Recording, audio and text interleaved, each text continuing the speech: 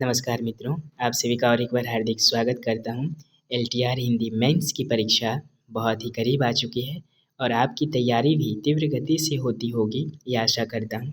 आज की तीसरी कक्षा फिर से आप सभी के लिए ये वीडियो काफ़ी लाभदायक सिद्ध होने वाली है। इसमें बहुत सारे चैप्टर्स कवर हो जाते हैं।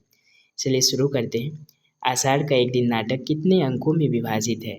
आषाढ़ का एक दिन नाटक 3 अंकों में विभाजित है। कितने अंकों में? 3 अंकों में विभाजित है, क्योंकि ये अंक से संबंधित प्रश्न पूछे जाते हैं। दूसरा प्रश्न है, आषाढ़ का एक दिन नाटक किस कवि के जीवन पर आधारित है? आषाढ़ का एक दिन नाटक कालिदास के जीवन के ऊपर आधारित है। किस कवि के ऊपर? कालिदास नामक एक कवि, उन्हीं के जीवन के ऊपर आधारित यह नाटक आषाढ़ का एक दिन। और आषाढ़ का एक दिन नाटक के रचयिता कौन हैं? आप सभी इससे भली भांति परिचित होंगे। आषाढ़ का एक दिन नाटक के रचयिता हैं मोहन राकेश जी। तीसरा प्रश्न, कालिदास को राजकवि का आसन और राजकवि का सम्मान देने के उद्देश्य से कौन से आचार्य उज्जैन से आए हुए थे? तो कालिदास को राजकवि का सम्मान प्राप्त होना था और इसी उद्देश्य से उज्जैन से आए हुए थे आचार्य वररुचि। और ये भी प्रश्न आ सकता है कि कालिदास की किस रचनाओं के लिए उन्हें राजकवि का सम्मान दिया जा रहा था? ऋतु संहार के लिए। अगला प्रश्न है, किस कारण मल्लिका के पिता की मृत्यु पिछली बार हो गई थी? तो किस कारण मल्लिका के पिता की मृत्यु हुई थी? ये इसका सही आंसर होगा महामारी के कारण। महामारी के कारण मल्लिका के पिता की मृत्यु पिछली बार हो गई थी। इसका वर्णन संवाद के समय मल्लिका की माँ अंबिका करती हुई कहती है। जब अंबिका को घोड़ों की टापो शब्द सुनाई देता है तब कौन सा अनिष्ट होने का संभावना होता है? जब अंबिका घोड़े की आवाज़ सुनती है तो उस समय किसी अनिष्ट होने का संभावना होता है, यानी कोई खतरा होने का संभावना होता है। तो ये कौन सा अनिष्ट है? युद्ध की सूचना मिलता था, महामारी की, अकाल की, या महामारी और युद्ध दोनों की सूचना? तो इसका सही आंसर होगा मित्रों महामारी और युद्ध दोनों की सूचना मिल जाती थी जब घोड़ों की टापों का शब्द सुनाई देता था। कर्तव्य में कौन सा प्रत्यय लगा हुआ है? कर्तव्य।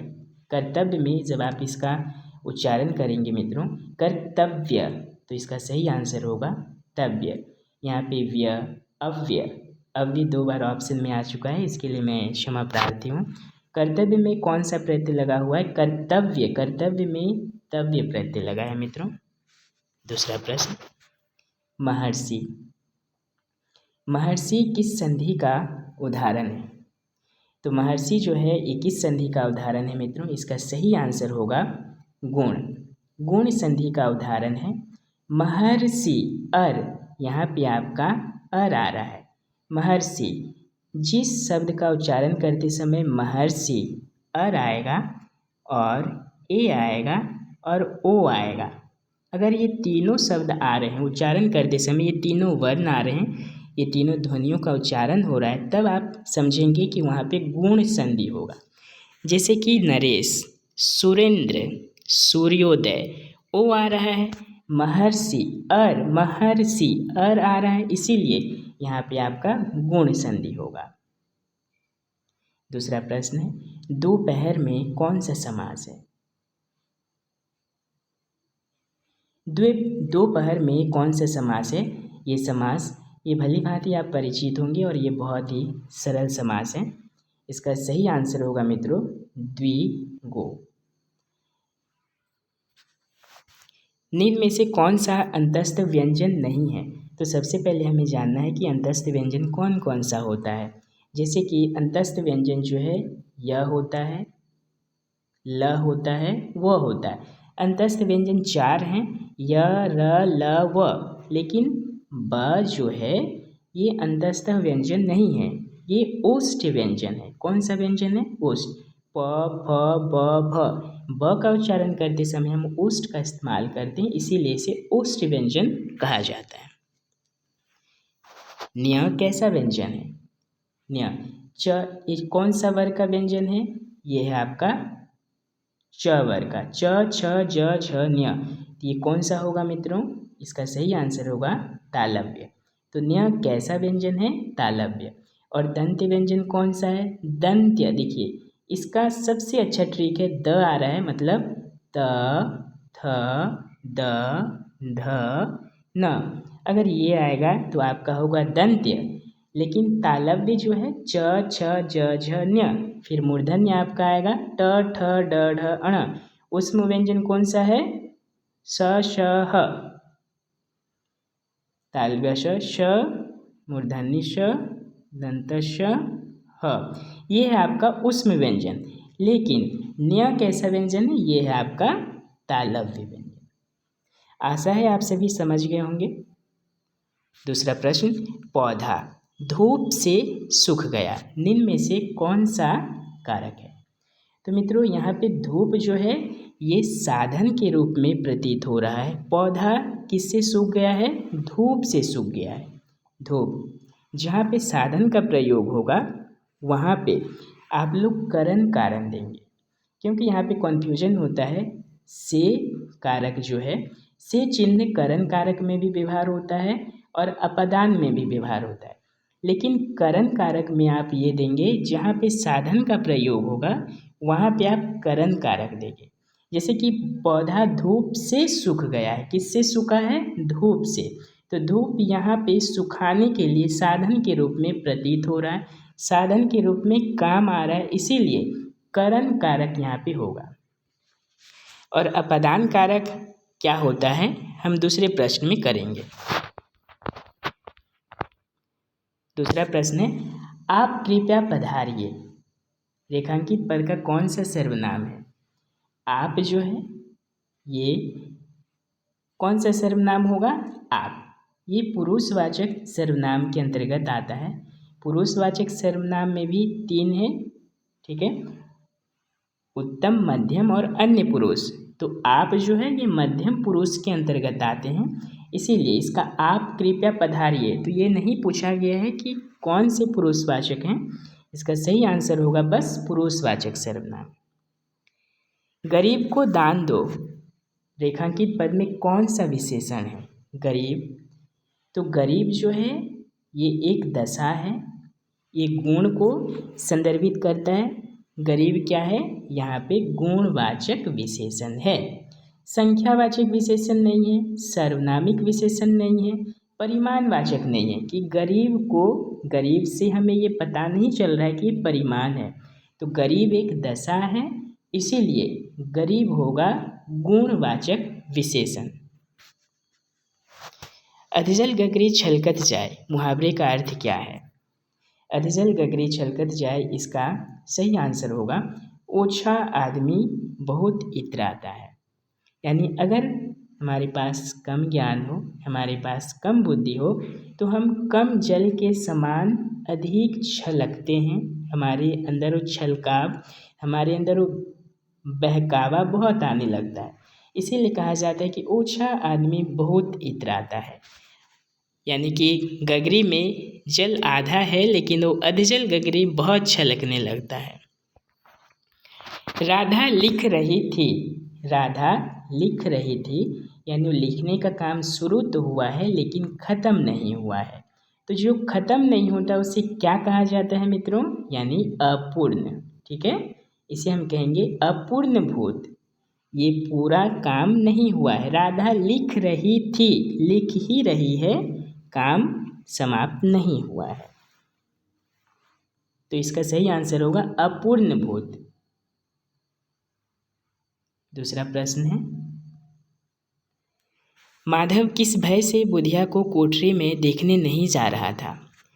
माधव किस भय से, किस डर से बुधिया को कोठरी में देखने नहीं जा रहा था, जबकि बुधिया प्रसव वेदना से, प्रसव पीड़ा से तड़प रही थी, पछाड़ खा रही थी, दर्द को सह रही थी, फिर भी माधव किस कारण बुधिया को नहीं देखने जा रहा था? इसका कारण ये है कि अगर वो देखने जाता तो घीसू आलू का बड़ा भाग, सॉरी मित्रों, वो इसीलिए नहीं देखने जा रहा था क्योंकि घीसू जो है आलू का बड़ा भाग साफ कर देता। वो आलू और मटर ये दोनों कामचोर थे, इसीलिए दूसरों की खेतों से आलू और मटर ले आते थे और उसे भून कर खाते थे। तो माधव इसीलिए अपनी पत्नी बुधिया को कोठरी में देखने नहीं जा रहा था। अगर वो जाता तो उसे लग रहा था कि घीसू आलू का बड़ा भाग साफ कर देगा। घीसू की पत्नी जब मरी थी तो घीसू कितना दिन तक उसके पास से हिला तक नहीं था। इसका सही आंसर होगा 3 दिन। और घीसू कहता है कि मेरी पत्नी जब मरी थी तो मैं 3 दिन तक उसके पास ही बैठा रहा, लेकिन तू तो उसे देखने भी नहीं जा रहा है। घीसू के कितने लड़के हुए थे जिसका भगवान ने बेड़ा पार लगा ही दिया था। ये घीसू स्वयं कहते हैं, ये जिक्र हुआ है। और माधव से कहते हैं कि शायद बाल बच्चे हो जाए। तो माधव के मन में आता है कि मेरे पास तो कुछ है ही नहीं, कुछ सामान ही नहीं है, उसका भरण पोषण पालन पोषण कैसे करूं। तो घीसू कहते हैं कि मेरे पास भी तो कुछ पैसे नहीं थे, फिर भी भगवान ने बेड़ा पार लगा ही दिया था। तो यहाँ पे कितने लड़के का जिक्र किया गया है? 9। पूरी अचार और कलेजी खरीदने में घीसू के कितने रुपए खर्च हो गए? घीसू के 1.5 रुपये खर्च हो गए थे।